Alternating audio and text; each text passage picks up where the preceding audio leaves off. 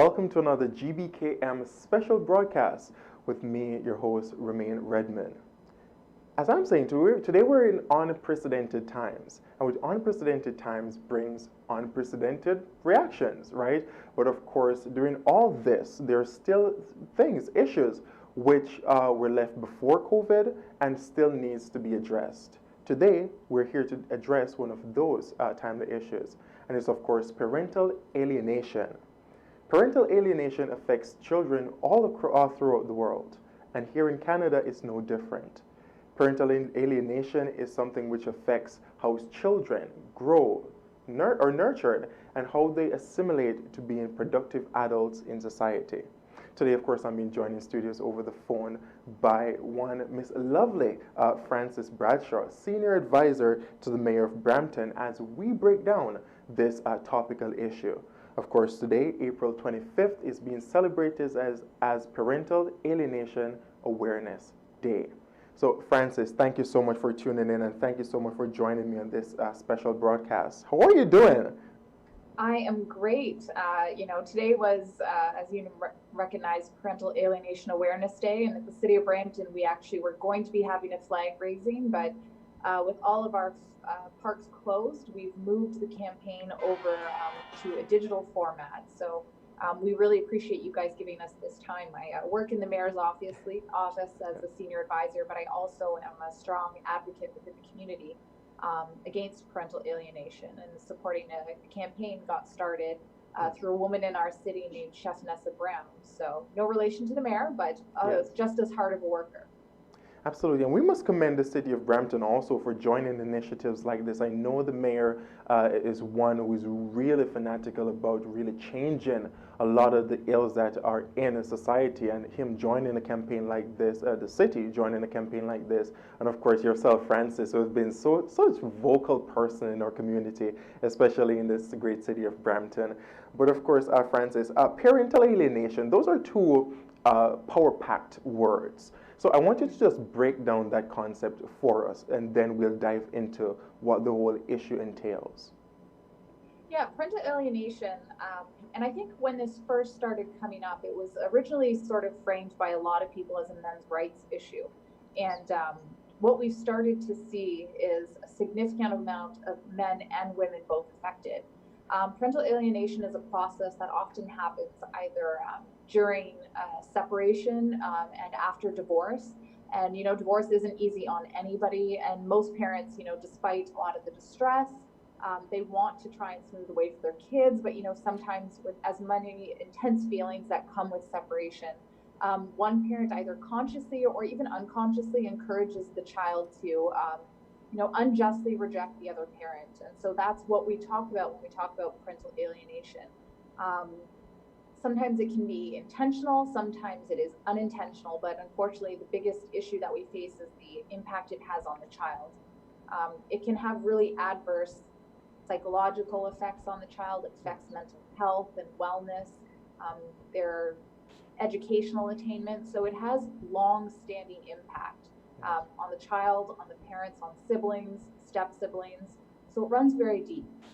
So when you say, let's go into the ways in which parental alienation manifests itself. So you mentioned before that it's typical after things like divorce and separation. But when we say alienation, is it just being that, let's say the child no longer speaks with the father or the mom? Is it only in that form? Well, it can be in a variety of ways. Sometimes it's the child consciously choosing not to based off of what one parent has been telling them or directing them, and that can be one parent, and sometimes it's very subtle. You should suggest to your dad that he is better with his time, indicating on visits, indicating that for whatever reason, one parent doesn't value the time with their child as much. Or it can be as severe as psychological manipulation. If you don't go visit with your dad, I'll buy you that video game that you really wanted. Yeah. Or reinforcing with the child, your dad was really, really mean to me. And let's say there's cheating that went on in the relationship. Yes. Your dad doesn't treat your mom very well. You love your mom, don't you? Isn't it bad that your dad is so mean to your mom? And so taking those adult feelings and experiences and applying those pressures onto the child or the child's relationship with the other parent starts to create a very negative psyche for the child when it comes to their other parent.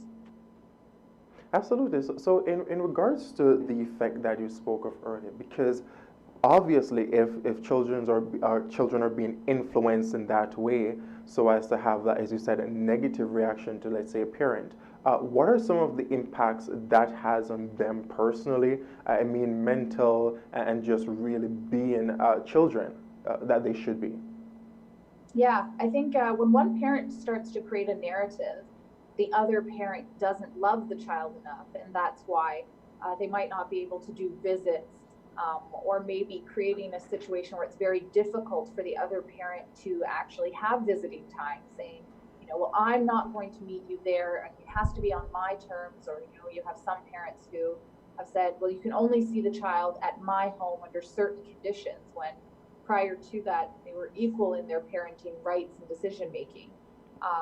It can have a lot of impacts later on for children, and that's feeling senses of unworth, feeling like they are unloved and not valued, not understanding. We got a lot of kids that end up with a feeling of anger, and this can become to the extreme level where we've seen a parent who has alienated the other parent and convinced the child that parent was so terrible. We've had cases where children have assisted their other parent in killing the alienated and targeted parent. So it can be very extreme.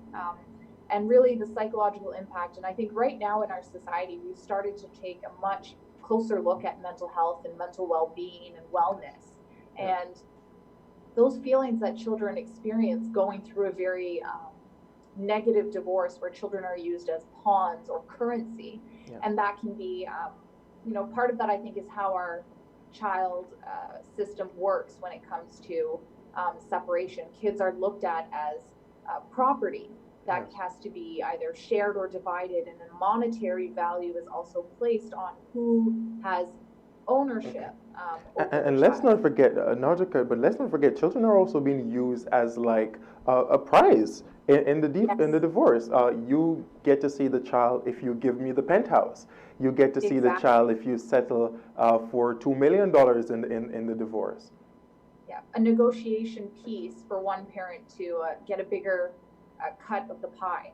And one of the things that we talk a lot about in parental alienation groups is that the best child support is equal parenting.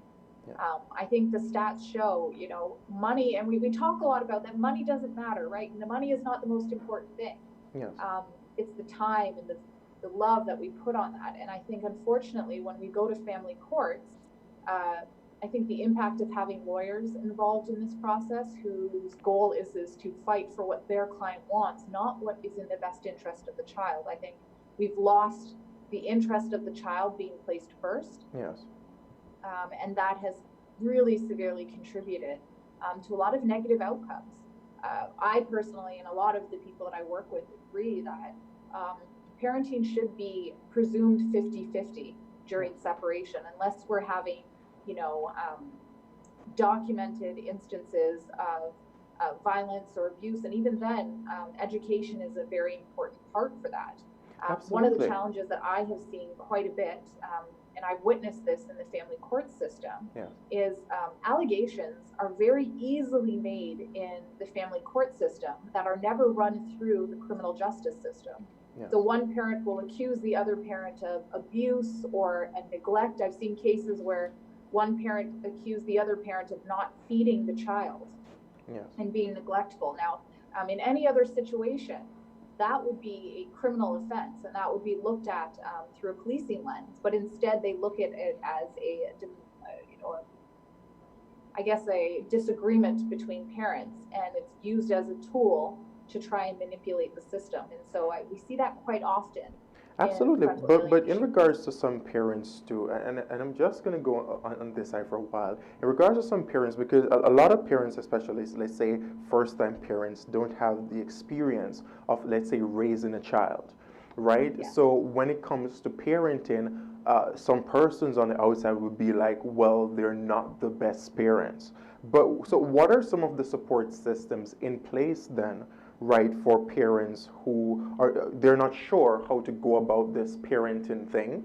Let's put it as that they're not sure about how to go about being a parent, or even in the negotiation process during like divorce and separation. What are some of the support systems out there for parents to be more civil in their approach? Yeah, and I think that's one of the challenges is that because it's not as recognized,